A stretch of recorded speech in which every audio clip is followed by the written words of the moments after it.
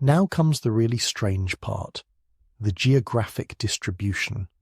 Because Rh negative blood isn't evenly scattered across humanity, it's not a random mutation popping up here and there. It follows a pattern, a very specific, very strange pattern that raises more questions than it answers. Let's start with the epicenter, the place where Rh negative blood reaches its highest concentration anywhere on Earth. A small region nestled in the mountains between Spain and France, home to a people who have puzzled scientists for over a century. The Basque country.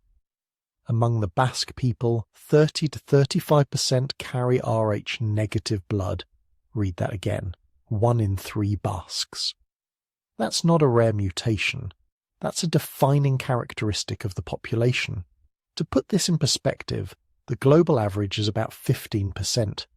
In most of Europe, it hovers between 15 and 18%. In Africa, Asia, and the Americas, it drops to 1% or less among indigenous populations, sometimes effectively 0. But among the Basques, it's 1 in 3. Now you might think this is just a statistical fluke. Small, isolated population, founder effect, genetic drift, all the usual explanations for unusual genetic frequencies, and maybe that's all it is. Except the Basques aren't just unusual for their blood, they're unusual for almost everything about them. Start with their language, Euskara, as they call it. It's like nothing else on Earth, not Spanish, not French, not related to any Indo-European language, not related to any language family that linguists have ever been able to identify.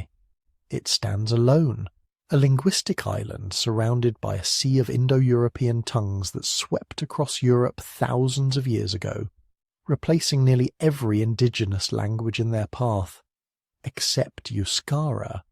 Somehow it survived. Linguists have been trying to classify this language for over 100 years. They've compared it to Caucasian languages, to ancient Iberian tongues, to languages from North Africa. Nothing fits. It's as if the Basques preserved something from a time before the great migrations that shaped modern Europe, before Indo-European speakers arrived with their bronze weapons and their horses and their conquest. The Basques were already there, speaking a language no one else could understand.